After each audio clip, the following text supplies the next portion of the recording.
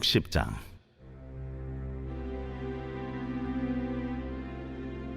일어나라, 빛을 발하라. 이는 내 빛이 이르렀고 여호와의 영광이 내 위에 임하였음이니라. 보라, 어둠이 땅을 덮을 것이며 캄캄함이 만민을 가리려니와 오직 여호와께서 내 위에 임하실 것이며 그의 영광이 내 위에 나타나리니 나라들은 내 빛으로 왕들은 비치는 내 광명으로 나아오리라. 내 눈을 들어 사방을 보라. 무리가 다 모여 내게로 오느니라. 내 아들들은 먼 곳에서 오겠고 내 딸들은 안기어 올 것이라. 그때에 내가 보고 기쁜 빛을 내며 내 마음이 놀라고 또 화창하리니 이는 바다의 부가 내게로 돌아오며 이방 나라들의 재물이 내게로 옴이라.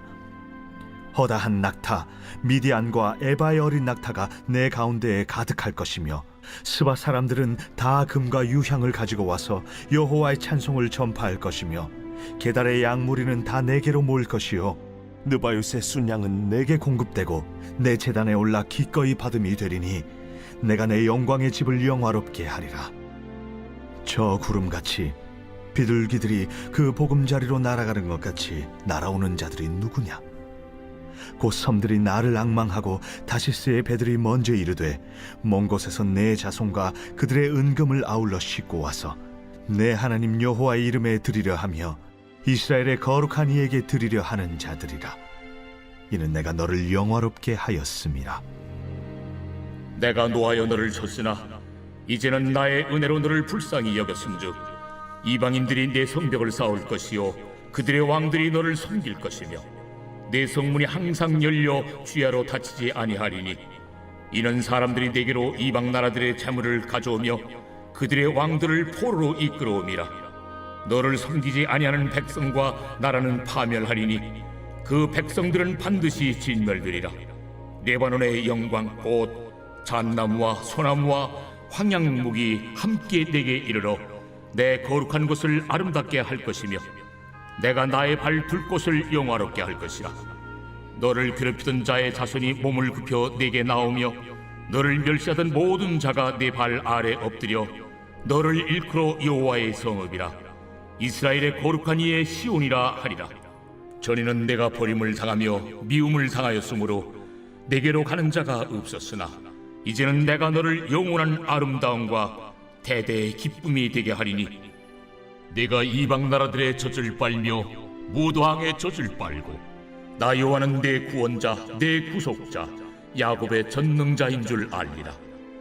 내가 금을 가지고 노스를 대신하며 은을 가지고 철을 대신하며 노스로 나무를 대신하며 철로 돌을 대신하며 화평을 세워 관원으로 삼으며 공의를 세워 감독으로 삼으리니 다시는 강포한 일이 내 땅에 들리지 않을 것이요 황폐와 파멸이 내 국경 안에 다시 없을 것이며 내가 내 성벽을 구원이라 내 성문을 찬송이라 부를 것이라. 다시는 낮의 해가 내 빛이 되지 아니하며 달도 내게 빛을 비추지 않을 것이요 오직 여호와가 내게 영원한 빛이 되며 내 하나님이 내 영광이 되리니 다시는 내 해가 지지 아니하며 내 달이 물러가지 아니할 것은 여호와가 내 영원한 빛이 되고 내 슬픔의 날이 끝날 것입니다. 내 백성이 다 의롭게 되어 영원히 땅을 차지하리니 그들은 내가 심은 가지요 내가 손으로 만든 것으로서 나의 영광을 나타낼 것인즉 그 작은 자가 천명을 이루겠고 그 약한 자가 강국을 이룰 것이라. 때가 되면 나 여호와가 속히 이루리라. 오늘 하나님의 말씀은 이사야 60장 1절부터 22절 말씀입니다. 오늘 말씀의 제목은 우리는 달빛입니다. 네, 좀 제목이 예쁘죠? 제가 학부 시절에 좋아하던 작곡가는 클로드 드뷔시라는 작곡가였습니다. 그의 작품은 장르가 인상주의라고 일컬어졌는데요. 상당히 색채적인 음악이에요. 이 인상주의가 퍼지기 전 시대의 낭만주의 음악들이 감성적인 화성과 멜로디로 구성이 되었다면 인상주의 작품들은 모호한 느낌, 상당히 신비한 느낌이 드는 것이 특징입니다. 마치 인물화와 풍경화의 차이라고나 할까요? 드뷔시의 작품 중에 제가 특히 좋아하는 작품은 베르가마스크 조곡이라고 하는데요. 조곡이라는 건 춤곡인데 이 작품은 4개의 모음곡으로 되어 있습니다. 그중 가장 유명한 작품이 오늘 제목과 같은 달빛입니다. 이 작품은 프랑스의 시인 폴 베를렌의 달빛이라는 시를 모티브로 한 노래로 달빛을 묘사한 그런 서정적인 곡이에요. 달빛을 생각하면 어떤 느낌이 드시나요? 이제 서늘한 느낌이 들어요. 저는 밤에 뜨는 달이라서 드는 느낌도 있지만 어쩐지 태양과는 다른, 그러니까 너무 강렬하지 않은 그런 빛이 참 아름답습니다. 쳐다봐도 눈이 시리지 않고요. 태양빛을 받는 부분에 따라 모양이 바뀌는 것도 참 재밌습니다. 앞서 말씀드린 것과 같이 달은 발광체가 아닙니다. 2차 발광체, 즉 반사체이지요. 스스로 빛을 내지 못합니다. 태양빛을 반사하는 역할을 감당하는 것이죠. 태양이 없으면 달은 빛을 낼 수 있을까요? 그렇지 않겠죠. 태양빛이 없으면 달빛은 존재하지 않습니다. 오늘 말씀을 묵상하면서 제일 먼저 드는 생각이 바로 이 달빛이었습니다. 사실 이사야 60장은 제게 너무 특별한 말씀이에요. 제가 대학에 합격할 때 받은 말씀이 바로 이사야 60장이었고요. 제 소명 본문도 이사야 60장입니다. 각별한 말씀이에요. 그런데 이 말씀과 달빛이 무슨 상관관계가 있을까요? 제가 왜 달빛을 소개했을까요? 오늘 말씀은 상당히 강력한 위로의 말씀으로 시작이 됩니다. 일어나라, 빛을 발하라. 이는 내 빛이 이르렀고 여호와의 영광이 내 위에 임하였음이니라. 정말 가슴 벅차게 하는 하나님의 선언입니다. 하나님께서는 지쳐 쓰러진 영혼들에게 이제 빛이 이르렀으니 일어나서 빛을 발하라고 하십니다. 그런데 그 빛이 무엇입니까? 여호와의 영광입니다. 그 영광이 우리 위에 임하게 되니까 원래 빛을 스스로 내지 못하는 우리가 빛을 낼 수 있게 된 것입니다. 2절 말씀을 보시겠습니다. 보라, 어두움이 땅을 덮을 것이며 캄캄함이 만민을 가리우려니와 오직 여호와께서 내 위에 임하실 것이며 그의 영광이 내 위에 나타나리니 나라들은 내 빛으로 왕들은 비치는 내 광명으로 나아오리라. 1절 말씀의 확장입니다. 땅의 어두움이 가득하여서 사람들의 눈을 모두 가리웠지만 하나님의 영광이 우리에게 임하셨다는 것입니다. 그래서 나라와 왕들이 우리의 빛으로 앞으로 나와 보게 되고 또 그로서 나와오게 된다는 말씀이 바로 오늘의 말씀이죠. 그 빛은 세상에서 만들어진 빛도 아닙니다. 앞서 말씀드린 대로 하나님의 영광입니다. 하나님의 빛이죠. 19절 말씀, 20절 말씀 보시겠습니다. 다시는 낮에 해가 내 빛이 되지 아니하며 달도 내게 빛을 비추지 않을 것이요 오직 여호와가 내게 영원한 빛이 되며 내 하나님이 내 영광이 되리니 다시는 내 해가 지지 아니하며 내 달이 물러가지 아니할 것은 여호와가 내 영원한 빛이 되고 내 슬픔의 날이 끝날 것임이라. 아멘. 하나님의 영광이 빛이 되니 우리는 늘 광명 속에 거하게 됩니다. 슬픔의 시간도 끝나죠. 그뿐 아니라 우리의 빛을 통해 세상이 광명을 찾습니다. 우리에게 하나님의 영광이 임하면 비로소 우리는 세상에서 빛과 소금의 역할을 감당할 수가 있게 되는 것이죠. 사사시대 말기에 이스라엘 백성들은 하나님께 왕을 구합니다.